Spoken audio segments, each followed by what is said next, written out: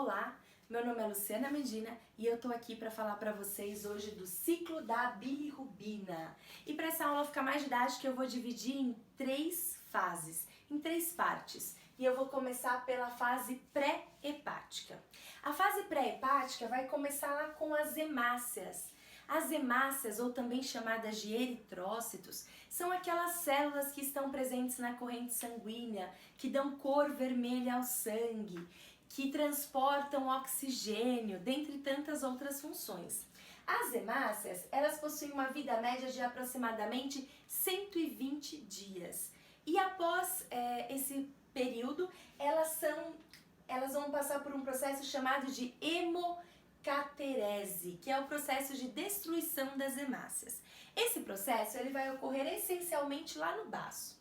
E como que esse processo se dá? Então, as hemácias, quando elas são destruídas, você tem a perda da membrana plasmática dessas células e a hemoglobina, chamada aqui de HB, né, colocada aqui como HB, é o principal constituinte das hemácias.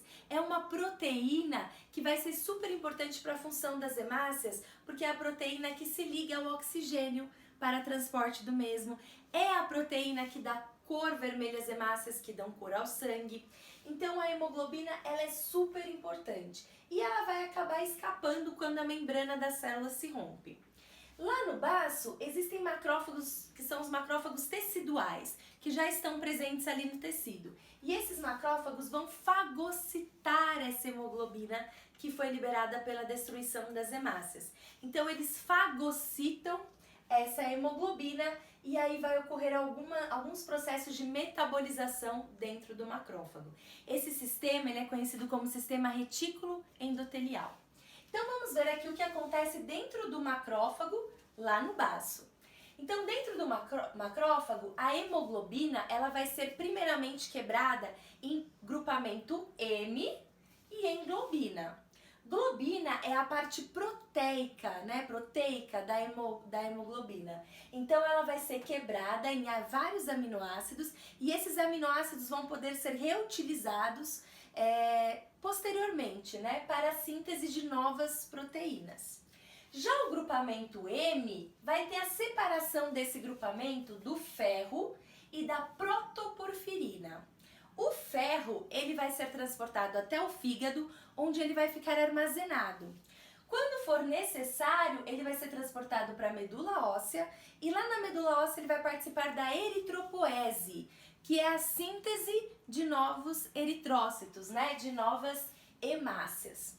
E a protoporfirina? A protoporfirina, por sua vez, ela vai sofrer uma metabolização, né, e vai ser transformada em biliverdina. Quem faz essa quebra da protoporfirina em biliverdina é uma enzima conhecida como hemooxigenase. A biliverdina agora ela é um pigmento esverdeado e ela é muito instável. Então rapidamente ela vai ser reduzida a bilirrubina.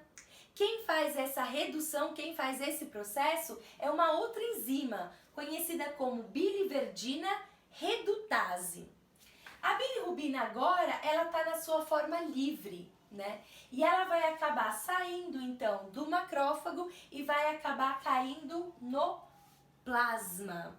Só que essa bilirrubina aqui, né, na sua forma livre, ela não é solúvel no plasma. Então, quando ela for para o plasma, ela precisa de um transportador. Ela precisa de alguém que vai fazer o transporte dela pelo plasma. Então, quando ela cai no plasma, ela vai se associar à albumina, que é a proteína plasmática mais abundante que a gente tem ali no sangue. Então, a albumina, que faz transporte de diversas substâncias, uma dessas substâncias é a bilirrubina. Então a bilirrubina cai no plasma e se associa à albumina. E a albumina vai fazer o transporte dela então. Essa bilirrubina que está aqui, ela pode ser quantificada no exame de sangue. E ela é o que a gente chama de bilirrubina indireta, né? Da sigla BI, que também a gente pode chamar ela de bilirrubina não conjugada. É essa bilirrubina que está aqui no plasma em associação associação com a albumina. E a albumina vai transportar ela para onde? Vai transportar ela para o fígado. E lá no fígado a gente vai ter a continuação desse processo, numa fase agora que a gente vai chamar de fase hepática, que vai se desenvolver dentro do fígado. Então continuamos agora com a fase hepática, que como o próprio nome diz, vai ocorrer dentro do fígado. Então a gente terminou a fase pré-hepática com a bilirrubina sendo transportada até o fígado pela albumina. Quando esse complexo chega até o fígado, a bilirrubina é deixada no fígado, enquanto a albumina continua na circulação para o transporte de outras substâncias. Essa bilirrubina agora na sua forma livre, ali no fígado, ela vai sofrer a ação de uma outra enzima, chamada de glicuroniltransferase. Essa enzima é a enzima que vai fazer a conjugação da bilirrubina. Ela vai conjugar a bilirrubina ao ácido glicurônico. Então, a enzima glicuroniltransferase conjuga a bilirrubina, que estava livre, ao ácido glicurônico, dando então origem agora a uma bilirrubina que a gente chama de bilirrubina direta, da sigla BD, que é a bilirrubina conjugada. Essa bilirrubina, em determinadas circunstâncias, ela pode cair na corrente sanguínea e ela também pode ser quantificada, assim como a bilirrubina indireta, e pode indicar aí diversas condições. Mas se ela seguir o ciclo natural dela, ela vai ser excretada aqui na bile, né? Quando o fígado excreta a bilirrubina é um dos componentes da bile. E o fígado então vai excretar a bile, que vai ficar armazenada na vesícula biliar para posterior secreção nos intestinos. Então, quando o fígado excreta a bile, a gente termina a fase hepática e vai continuar então agora para a fase pós-hepática.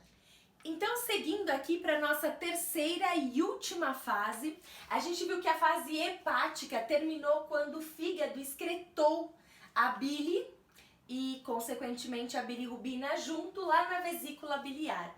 Então, a bile ela fica armazenada na vesícula biliar e quando há o estímulo correto, durante o processo digestório, a bile ela é secretada no intestino delgado, na porção do duodeno, e depois segue para o intestino grosso. Lá nos intestinos, a bilirrubina ela pode sofrer ação de uma enzima chamada de beta-glicuronidase. Essa enzima é uma enzima bacteriana. Então a bilirrubina lá nos intestinos ela sofre ação bacteriana pelas enzimas beta-glicuronidases e ela é então reduzida a urobilinogênio. O urobilinogênio ele tem basicamente 3 caminhos a seguir. Ele pode cair de volta na corrente sanguínea e da corrente sanguínea voltar para o fígado e participar de todo o processo novamente. Ou então o plasma o sangue pode ser filtrado pelos rins e esse urobilinogênio ele pode ser oxidado na urina. Há um pigmento conhecido como urobilina, que é o pigmento que dá cor à urina. O urobilinogênio ele também pode seguir lá no intestino grosso e ser oxidado nas fezes. Há um outro pigmento conhecido como estercobilina, que é o pigmento que dá cor às fezes. E assim concluímos o ciclo da bilirrubina.